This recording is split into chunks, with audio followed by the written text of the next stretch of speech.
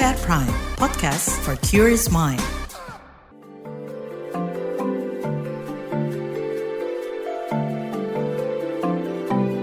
Saga, cerita tentang nama, peristiwa, dan fakta.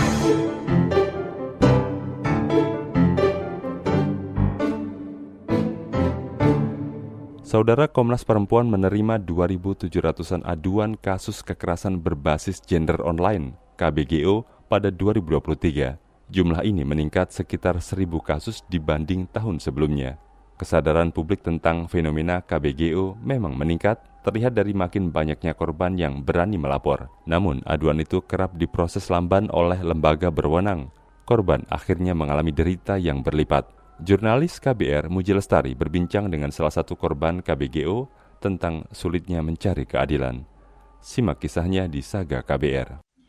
HP ini lumut karena kebanyakan screenshot yang buat barang bukti. Jadi simpen di tempat lain. Sampai 5.000 sudah. Ketenangan batin jadi hal mewah bagi Nilam, bukan nama sebenarnya. Warga Jombang, Jawa Timur. Ia selalu memulai hari dengan rasa was-was, cemas ketika membuka gawai. Perempuan 42 tahun ini kerap mendapatkan foto dan video pribadinya diunggah tanpa izin ke media sosial. Mungkin 15 menit yang lalu dia sudah posting lagi. Ratusan, satu hari dia posting lebih dari 4 kali. Nilam adalah korban kekerasan berbasis gender online, KBGO. Foto dan video pribadinya yang disebar berisi konten intim, non-konsensual. Pelakunya diduga kuat bekas suaminya yang dinikahi secara siri pada 2021. Janda 4 anak ini terjerat tipu daya pelaku. Dia kan manipulatif. Dia punya istri. Waktu ngajak nikah pertama dia ngomong sudah bisa, tapi ngurus cerai sulit karena istrinya katanya kan PNS. Setahun berselang, relasi mereka mulai renggang, diwarnai beberapa perselisihan. Saya sudah dapat kekerasan fisik 2 kali dibanting-banting di aspal pernah. Kalau kekerasan verbal sering banget. Sang mantan berulang kali meminta rujuk, sampai pernah menyatroni rumah Nilam. 1 minggu tiap jam 7 pagi keliling untuk rumah, jam 5 keliling lagi untuk rumah 1 minggu, terus akhirnya tetap tidak mau. Tak terima, sang mantan mengalihkan teror fisik ke daring. Ia membuat akun palsu mengatasnamakan Nilam, kemudian menawarkan open BO. Aksi ini untuk merusak reputasi ibu 4 anak itu. Jadi waktu itu dapat teror, banyak laki-laki yang kirim foto video nih bugil gitu ke saya. Terus tak tanya dapat nomor saya dari mana. Terus di screenshot kata-kata yang intinya suruh WA saja karena di chat masih antri bilang gitu. Aksi sang mantan kian intensif dengan mengirimkan foto dan video pribadi Nilam ke keluarga, tetangga, hingga teman-temannya. Video-video itu direkam tanpa sepengetahuan Nilam. Motifnya diduga kuat karena sakit hati. Dia katakan balas dendam. Dendam katanya saya yang rusak hidupnya. Aku pengen arek-iku uripe hancur. Nilam kemudian melaporkan sang mantan ke polisi. Prosesnya panjang karena harus mengumpulkan bukti dan saksi. Baru pada Desember 2023, laporannya ditindaklanjuti. Selama proses laporan saya dari pihak Polres sendiri kan minta saya harus laporan ini belum bisa diproses karena belum ada saksi. Akhirnya saya cari saksi sendiri, saya jemput sendiri teman saya ke Kediri. Namun sang mantan tak jera meski dipolisikan. Ternyata ia sudah dipanggil untuk diperiksa, tetapi polisi belum bisa membuktikannya sebagai pelaku. Alasannya kan karena HP waktu ke Polres sudah diperiksa, tidak ada apa-apanya.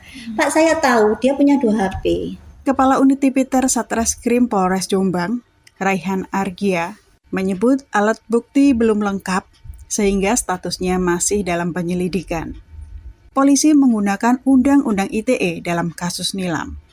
Raihan bilang pengusutannya rumit karena kasus ini berada di ranah siber. Salah satu yang paling menonjol tentunya kita menggunakan digital forensik untuk setiap pengumpulan alat bukti karena memang kasus ini terjadi di ruang siber. Selama 4 bulan ini juga kami sudah melakukan pemeriksaan kepada pelapor, terlapor maupun saksi terkait lainnya, dan dari keterangan tersebut tentunya ada persamaan dan juga ada perbedaan. Perbedaan itulah yang kita coba uraikan lebih detail lagi, bagaimana nantinya alur kasus yang sebenarnya terjadi itu bisa terungkap, bukan berdasarkan opini dari masing-masing pihak. Nilam sudah mengadukan kasusnya ke Komnas Perempuan, Kementerian Pemberdayaan Perempuan dan Perlindungan Anak, LSM SafeNet, hingga Unit Pelaksana Teknis Daerah Perlindungan Perempuan dan Anak, UPTD PPA di Pemkab Jombang. Namun, UPTD PPA menolak memberikan pendampingan karena kasusnya sudah masuk ranah hukum. Selain itu, Nilam juga menolak opsi mediasi yang merupakan bagian dari prosedur pendampingan. Kepala UPTD PPA Jombang, M. Musafi. Tahapannya yang pertama kita akan melakukan manajemen kasus, ya. Kemudian kita lakukan identifikasi masalah. Sebenarnya konteksnya ini kan kami maunya mediasi. Ketika beliau tidak berkenan mediasi, beliau berkenan jalurnya jalur hukum. Oke, boleh ke jalur hukum, gitu kan. Dan beliau juga sudah melakukan itu. Yang kami tidak bisa intervensi adalah proses hukumnya. Ya, itu karena kewenangan APH, bukan kewenangan kami. Nilam menolak tawaran mediasi karena ia sudah upayakan, tetapi gagal. Buat apa Bu mediasi? Percuma, sebelum saya buat laporan ke Polres pun saya sudah berusaha ngomong baik-baik. Karena tidak bisa diajak ngomong, makanya saya menempuh jalur hukum. Nilam kini didampingi LSM Women Crisis Center Jombang. Menurut Direktur WCC Jombang, Ana Abdillah, polisi mestinya menerapkan Undang-Undang Tindak Pidana Kekerasan Seksual, bukan Undang-Undang ITE. Kelemahannya polisi itu kan tidak mengikuti perkembangan hukum. Jadi ya biasa harapannya itu untuk di kasus-kasus kekerasan seksual itu tidak sekedar menggunakan undang-undang informatika transaksi elektronik tok gitu loh, bukan ITE sebenarnya. Justru akar persoalannya itu di kekerasan seksualnya, eksploitasi seksual. Dampaknya lah seumur hidup lah yang dirasakan. Dia punya anak, punya kerabat, punya lingkungan sosial. Ana berujar, polisi mestinya menggunakan perspektif korban dalam menangani kasus kekerasan seksual. Kasus ini sangat merugikan Nilam dan keluarga. Si sulung sampai tersulut emosinya. Hubungan dengan tetangga pun menjadi tidak nyaman.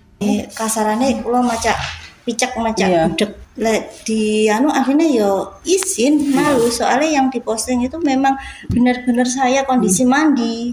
Nilam berharap bakal ada titik terang baginya mendapatkan keadilan. Sampai kapan aku kayak gini?